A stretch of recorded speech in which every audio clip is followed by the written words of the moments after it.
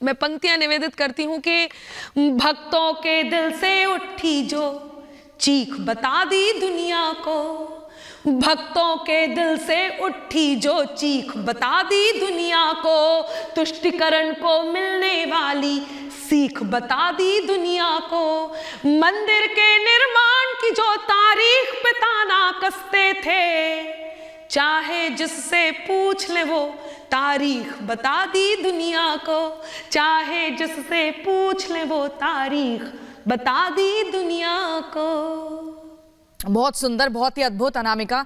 जिस तरीके से आपका पहला जो गाना आया था जिसके बाद आपने सुर्खियां बटोरी यूपी में बाबा, वो काफी लोगों के दिलों को छू गया था क्योंकि उसमें जवाब था कि यूपी में काबा। आपने बताया यूपी में बाबा और किस तरीके से विकास किया गया। लेकिन अनामिका, ये जो राम भक्त ही राज करेगा दिल्ली के सिंहासन पर, क्या ये आपका जो गाना है, जो गाने के बोल हैं, उन विरोधियों को जवाब दे रहे हैं जो पहले राम के अस्तित्व पर सवाल उठाते थे, उन्हें काल्पनिक बताते थे, अभी हाल फिलहाल में उन्होंने राम को मांसाहारी बता दिया, तमाम तरह की बयानबाजी कर रहे हैं, फिर कह रहे हैं कि राम के नाम पर सियासत क्यों? आपने सीधा तौर पर अपने गाने से एक टूक, दो टूक एकदम संदेश दे दिया है। जी बिल्कुल। आपने कहा ना 22 में मैंने बोला था यूपी में बाबा, और ये चुनावों से ठीक पहले बोला था, और जनता ने इस बात को बता दिया कि यूपी में वाकई बाबा। कई विवादों में घिरकर भी पुनः समर्थन पा गए, सब काबा काबा करते रह गए, बाबा फिर से आ गए। और उसके बाद 23 में भी यही हुआ। मैंने बोला था मोदी मैजिक करत हैं, मामा मैजिक करत हैं, और आप देखिए 3 राज्यों का जो चुनावी हाल है वो आप सबके बीच है।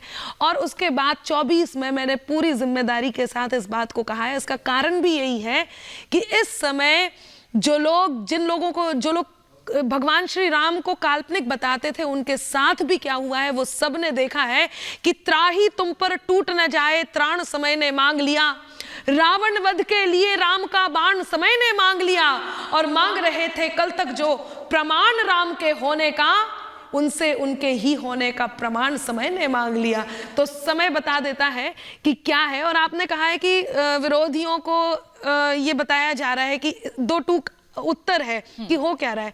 मैं एक बात बताऊं, विरोधियों को यह भी बताया जा रहा है कि अब होने क्या वाला है। साथ ही विरोधियों को सीख भी दी जा रही है कि यदि आपको ऐसे लगता है तो आप भी राम भक्त हो जाइए, सनातन को गालियां दीजिए, चाहे डेंगू कहिए, मलेरिया कहिए, सनातन का कुछ नहीं बिगड़ेगा। उसका कारण भी यह है कि परम सत्ता से संचालित यह शासन मिट नहीं सकता, परम सत्ता से संचालित ये शासन मिट नहीं सकता, अमरता दे मनुजता को वो दर्शन मिट नहीं सकता, न जाने मिट गए कितने मिटाने काल ये सपना, अमर है जो युगों से वो सनातन मिट नहीं सकता, अमर है जो युगों से वो सनातन मिट नहीं सकता। और यही कारण है कि जो सनातन का साथ देगा ये संसार उसे चुनेगा। इसीलिए मैंने कहा है तय कर लो अब सत्य सनातन की छाया हो शासन पर, राम भक्त ही राज करेगा दिल्ली के सिंहासन पर।